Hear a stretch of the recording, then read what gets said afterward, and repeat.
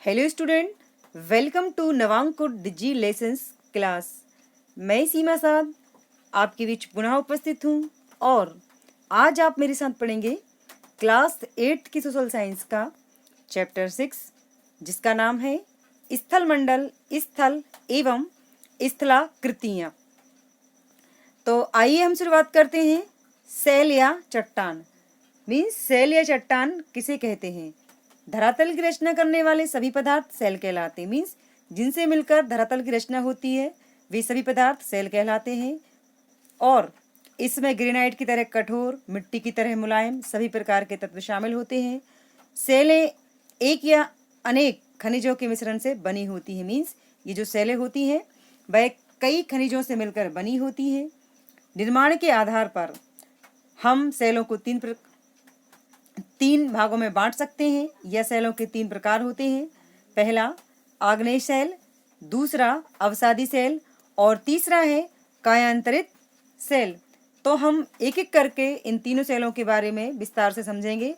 तो सबसे पहले जानते हैं कि आग्नेय सेल क्या होती है। आग्नेय सेलें ये सेलें भूपृष्ठ की प्रारंभिक सेलें हैं। कैसी सेलें हैं? आग्नेय सेलें भूपृष्ठ की प्रारंभिक सेलें हैं, मतलब शुरुआत वाली सेलें हैं।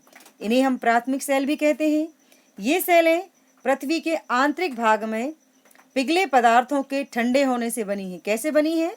धरती के अंदर आंतरिक भाग में पिघले पदार्थ यानी कि उसके अंदर जो एक्टिविटी होती है और कुछ चीज़ें पिघल जाती हैं गर्मी के कारण, और जब वह ठंडी हो जाती हैं तो उनसे आग्नेय शैलों का निर्माण होता है।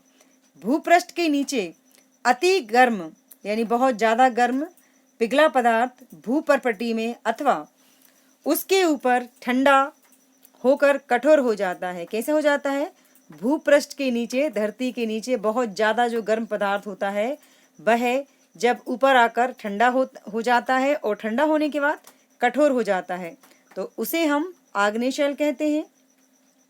यही गर्म पिघला पदार्थ भूपर्पटी के नीचे धीरे धीरे ठंडा होता है तो उसे ग्रेनाइट नामक आग्नेय शैल का निर्माण होता है। मीन्स यहाँ पर जो नोट करने वाली बात है इन दोनों के बीच में वो ये है कि भूपृष्ठ के नीचे जब अति गर्म पिघला पदार्थ ऊपर आकर ठंडा होकर कठोर हो जाता है तो उसे हम आग्नेय शैल कहते हैं, और वही गर्म पिघला पदार्थ भूपर्पटी के नीचे धीरे धीरे ठंडा होता जाता है तो उससे ग्रेनाइट नामक आग्नेय शैल का निर्माण होता है। मीन्स जब वह पदार्थ ऊपर आता है और ठंडा होता है, कठोर होता है, तो वह ग्रेनाइट सेल बनती है।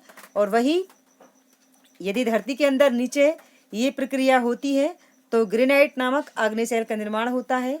ग्रेनाइट का उपयोग इमारती पत्थर के रूप में होता है। ग्रेनाइट क्या होता है? एक प्रकार का पत्थर होता है, यानी इमारती पत्थर। मीन्स अच्छा पत्थर होता है जो कि जैसे लकड़ियों में इमारती लकड़ी होती है वैसे ही पत्थरों में ये इमारती पत्थर होता है। काफ़ी महंगा ये मिलता है। कभी कभी गर्म पिघला पदार्थ किसी छिद्र या दरार से बाहर निकलता है। यानी कभी कभी जो गर्म पदार्थ होता है जो धरती के अंदर प्रक्रिया होती है उससे पिघल कर वह किसी छिद्र मीन्स छेद से निकलकर बाहर ऊपर पहुंच जाता है और फैलकर वह जल्दी ही ठंडा होकर कठोर हो जाता है। तो इस प्रकार बनी आग्नेय शैल को हम बेसाल्ट कहते हैं। यानी धरती के अंदर जो गर्म लावा होता है वह पिघलकर ऊपर आता है दरारों में से, और ऊपर आने के बाद में जब वह ठंडा होकर कठोर हो जाता है तो उसे हम बेसाल्ट सेल कहते हैं। कौन सी सेल कहते हैं? बेसाल्ट सेल कहते हैं। और यह गहरे काले रंग की होती है, कठोर तथा भारी होती है। कैसी होती है? ये काफ़ी कठोर होती है, वजन में बहुत भारी होती है, और इसका जो उपयोग है वह सड़क बनाने में किया जाता है। जैसा कि आप चित्र में देख सकते हैं आग्नेय सेल के तीनों प्रकार हैं। इमारती पत्थर कैसा बनता है, कैसे आग्नेय सेल का निर्माण होता है, ये सारी चीज़ें इस चित्र के माध्यम से भी हम समझ सकते हैं। नेक्स्ट है अवसादी सेल। कौन सी सेल? अवसादी सेल। हिम द्वारा बहाकर लाए गए कंकड़, पत्थरों के छोटे छोटे कण, जीवाश्म आदि भूभाग या समुद्र तल में परतों के रूप में जमा होते हैं। तो इस प्रकार जमे हुए पदार्थों को अवसाद कहा जाता है। मीन्स हिम मीन्स होता है वर्प। तो हिम के द्वारा लाए गए कंकड़, पत्थर, छोटे छोटे कण, जीवाश्म, ये सारी चीज़ें भूभाग पर यानी पृथ्वी पर या फिर समुद्र की तली में वहाँ परतों के रूप में जमा हो जाते हैं, और इस प्रकार जमे हुए पदार्थ को हम अवसाद कहते हैं। क्या कहते हैं? अवसाद कहते हैं। यही अवसाद की परतें गर्मी तथा दबाव के कारण कठोर हो जाती हैं, तो उन्हें हम अवसादी या फिर परतदार सेल कहते हैं। इसके निर्माण में जल की प्रमुख भूमिका होती है। मीन्स अवसादी सेलों के बनने में जल प्रमुख भूमिका निभाता है, और इन्हें हम जल चट्टान भी कहते हैं। बलुआ पत्थर, चूने का पत्थर, चिकनी मिट्टी, कोयला आदि इसके उदाहरण हैं। यानी चिकनी मिट्टी, बलुआ पत्थर, ये क्या कहते हैं, कोयला, यह अवसादी सेल का उदाहरण है। इसमें जीव जंतुओं और वनस्पतियों के अवशेष भी पाए जाते हैं। अवशेष यानी जो बचे खुचे जीव जंतुओं के मरने के बाद जो उनका अवशेष बच जाता है उसे हम कहते हैं। तो इसकी भी अहम भूमिका इसमें होती है। पृथ्वी के ऊपर धरातल का लगभग 80% भाग अवसादी चट्टानों से ढका हुआ है। मीन्स अवसादी सेलों से ढका हुआ है। नेक्स्ट है यानी कि थर्ड, कायांतरित सेलें। कौन सी सेलें? कायांतरित सेलें। जब आग्नेय तथा अवसादी सेलों के रूप, रंग और गुण में आंतरिक ताप तथा दबाव के कारण पूर्ण रूप से परिवर्तन हो जाता है, तो उन्हें हम कायांतरित या परिवर्तित सेलें कहा जाता है। मीन्स रूप, रंग, गुण, यानी कि जब आग्नेय और अवसादी सेलों के रूप, रंग, गुण आदि में आंतरिक ताप और दबाव के कारण कुछ परिवर्तन हो जाते हैं, तो उन्हें ही हम कायांतरित या परिवर्तित सेलों के नाम से जानते हैं। चूने के पत्थर से संगमरमर, बलुआ पत्थर से क्वार्टजाइट, चिकनी मिट्टी से स्लेट तथा कोयले से ग्रेफाइट और हीरा बनते हैं। ये इसके उदाहरण हैं। और ये जो सेलें होती हैं ये अधिक कठोर तथा रवेदार मीन्स होता है दानेदार। तो इस तरह की ये कायांतरित सेलें होती हैं। इसके बाद नेक्स्ट है स्थलाकृतियों के प्रकार। यानी धरतियों पर कौन कौन सी स्थलाकृतियाँ पाई जाती हैं। धरती के ऊपर स्थलमंडल पर पृथ्वी पर विभिन्न प्रकार की स्थलाकृतियाँ पाई जाती हैं। यानी ये जो धरातल है, पृथ्वी है, इस पर कई प्रकार की स्थलाकृतियाँ हैं। पृथ्वी का धरातल सब जगह एक समान नहीं है। यानी हमारी जो धरती है, धरातल मीन्स धरती, सभी जगह एक समान नहीं है। स्थलाकृतियों के आकार तथा बनावट में कई प्रकार की भिन्नताएं पाई जाती हैं, मतलब काफ़ी अंतर है। समय समय पर इनमें परिवर्तन भी होते रहते हैं। यानी कि ये जो स्थलाकृतियां हैं जैसे पर्वत पठार, इन पर समय के अनुसार बदलाव होते रहते हैं।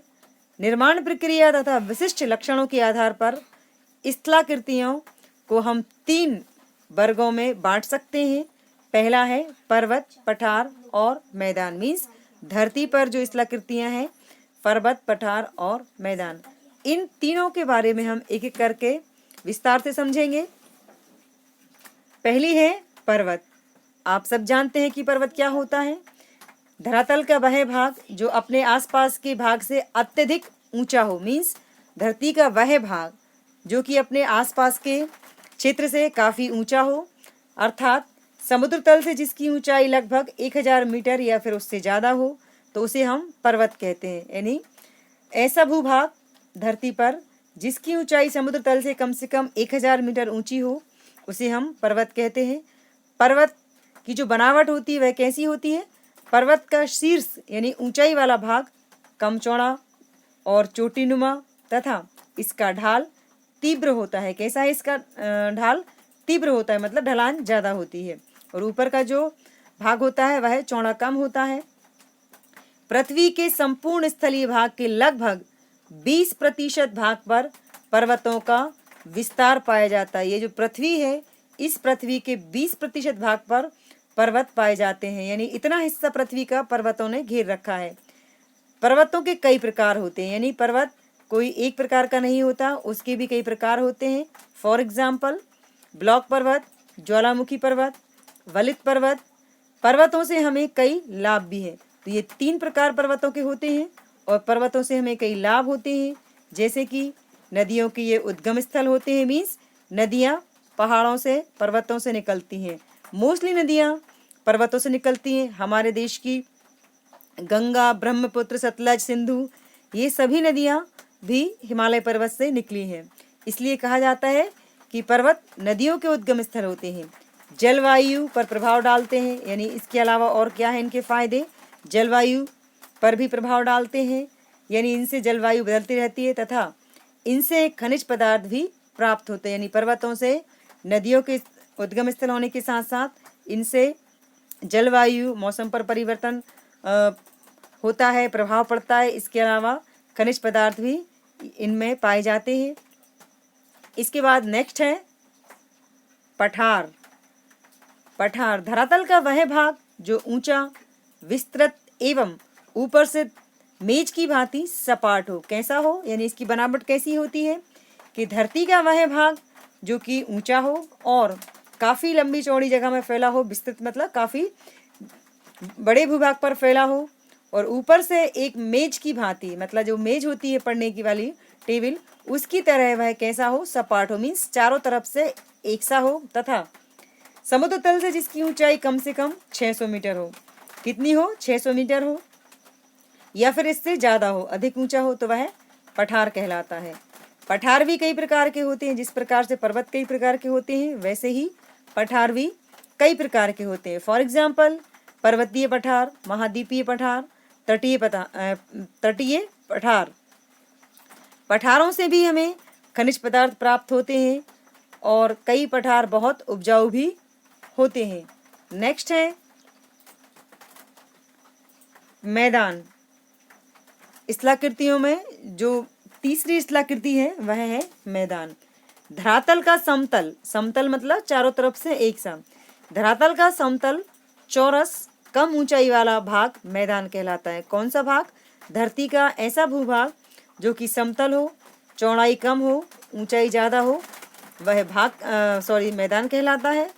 इनकी ऊंचाई समुद्र तल से अधिकतम 350 मीटर होती है। यानी कि मैदान की ऊंचाई कितनी होती है, 350 मीटर होती है। मैदान भी कई प्रकार के होते हैं। मैदान मानव निवास के लिए सबसे उपयुक्त स्थान माने गए हैं, मतलब इंसानों के रहने के लिए सबसे उपयुक्त जगह है मैदान, क्योंकि मैदान ही उनकी भोजन, वस्त्र, मकान और अन्य आवश्यकताओं की पूर्ति करते हैं। इसलिए विश्व की यानी पूरी दुनिया की लगभग सभी सभ्यताओं का जन्म मैदानी भूभाग में ही हुआ है। मैदानों को सभ्यता का पालना भी कहा जाता है, मतलब जितनी अभी तक सभ्यताएं हुई हैं वह सभी मैदानी भागों में ही जन्मी हैं। पृथ्वी के ये सबसे विकसित भाग होते हैं, मतलब जहाँ पर काफ़ी विकास होता है वह मैदान में होता है। इसके बाद है भू संचलन की क्रियाएं। कौन सी क्रियाएं, भू संचलन की क्रियाएं। हम जान चुके हैं कि पृथ्वी पर धरातल सभी जगह एक समान नहीं है, कहीं पर समतल मैदान है, कहीं पर्वत है, तो कहीं पठार है। यानी कि धरती एक जैसी नहीं है सभी जगह, उसका आकार बदलता रहता है, कहीं पर्वत है तो कहीं नदियां हैं, कहीं पठार है। इनकी रचना परिवर्तनकारी शक्तियों द्वारा होती है। यानी ये जो स्थलाकृतियाँ हैं इनकी रचना जो परिवर्तनकारी शक्तियाँ होती हैं उनके द्वारा होती हैं, और पृथ्वी के आंतरिक तथा बाह्य भाग में कार्यरत शक्तियाँ लगातार धरातल में परिवर्तन करती रहती हैं। यानी पृथ्वी के आंतरिक भाग यानी धरती के जो अंदर है, आंतरिक हिस्सा यानी धरती के अंदर का भाग में होने वाली शक्तियाँ, उनके अंदर जो क्रियाएं होती रहती हैं, उनके कारण इस तरह की स्थलाकृतियों का निर्माण होता है, वह परिवर्तन करती हैं। इन्हें ही हम भू संचलन की क्रियाएं कहते हैं। आंतरिक अर्थात भूगर्भिक यानी धरती के अंदर, भूमि के अंदर, भूगर्भिक यानी भूमि के अंदर शक्तियों से दो प्रकार की गतियां उत्पन्न होती हैं। यानी धरती के अंदर दो प्रकार की गतियां उत्पन्न होती हैं, तो इन्हें हम जैसे कि क्षैतिज और लंबत। क्षैतिज मीन्स होता है तिरछा, लंबत मीन्स सीधा। इन्हें भी हम दो भागों में या दो वर्गों में रख सकते हैं। पहला है दीर्घकालिक या मंद भू संचलन। यानी कि ऐसी क्रियाएं जो कि काफ़ी लंबे समय में होती हैं, बहुत लंबे समय तक चलती हैं, धीमी गति से चलती हैं। दूसरी है आकस्मिक या तीव्र भू संचलन, यानी कि अचानक ये हो जाती हैं क्रियाएं और बहुत तेज गति से होती हैं। तो अब हम जानते हैं कि वह कौन कौन सी है।